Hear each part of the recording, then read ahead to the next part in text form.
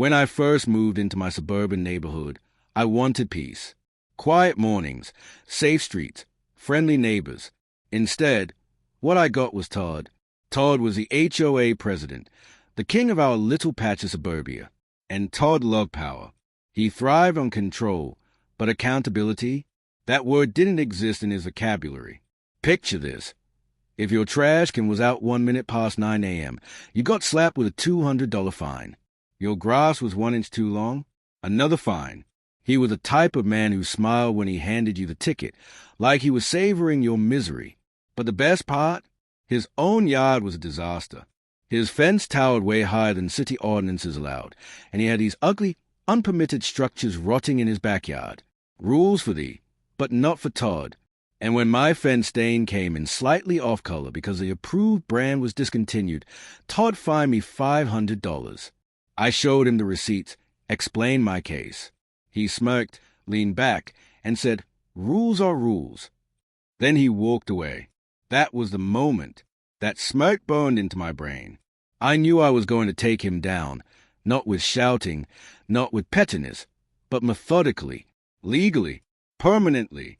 Todd's first mistake? He thought I was harmless. So when I innocently volunteered to join the HOA board, he welcomed me. I played the role perfectly, the quiet, eager, clueless newbie. I nodded a lot, acted grateful, took on the boring jobs no one wanted. But behind the scenes, I was watching. For 2 years, I studied Todd. How he bullied other board members into silence. How he scheduled surprise votes when only his allies were present.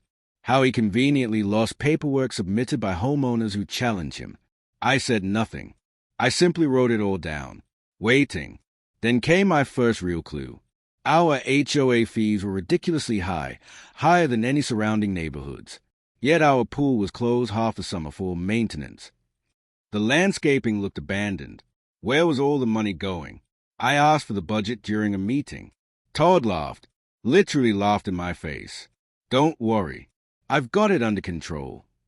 That's when I filed a formal request for the records, which by law he had to provide. Weeks passed. Nothing. So I talked to neighbors. And oh boy, the floodgates opened. One swore Todd used HOA money to build a fancy patio in his backyard. Another said Todd's kid swam in the pool during its maintenance closure. Dozens admitted they'd asked for financial record before and been ignored. I realized Todd wasn't just a bully. He was a thief. Eventually, Todd was forced to cough up the financials. And they were a nightmare. Invoices missing. Payments mislabeled. Thousands of dollars filed under administrative costs with zero explanation.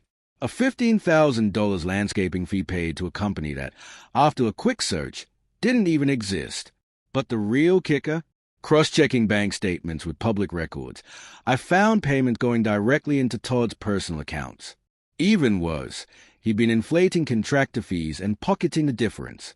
His buddy, a shady contractor, was splitting profits with him while our neighborhood fell apart. So I built the mother of all reports. Spreadsheets.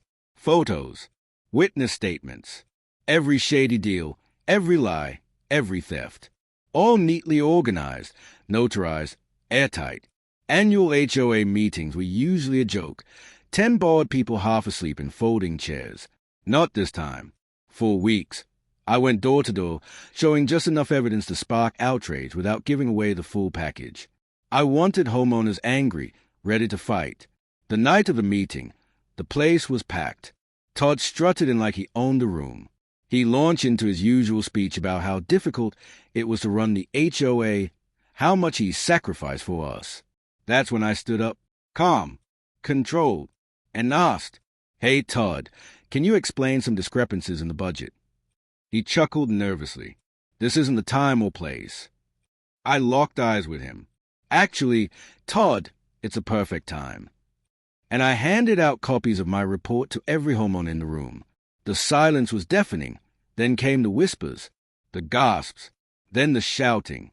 People flipping pages, pointing at invoices, glaring at Todd. His face went pale.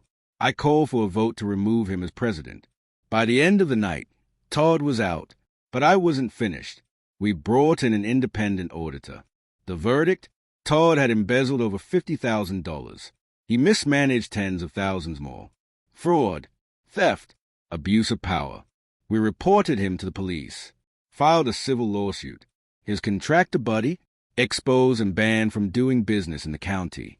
Todd was forced to sell his house to cover restitution and legal fees. His career? Ruined. His name? A neighborhood punchline. And me? I got the sweet satisfaction of watching the tyrant fall. Aftermath, justice served.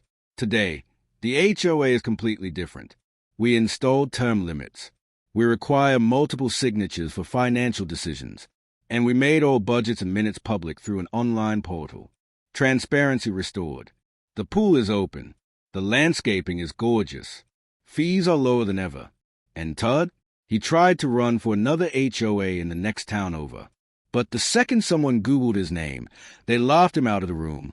Every time I walk past his old house, now owned by a lovely family, I smile. Because sometimes karma needs a little push. And I was happy to give it.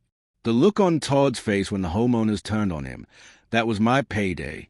His smirk, the same one he gave me when he fined me $500 for my fence, was gone, replaced by pure panic.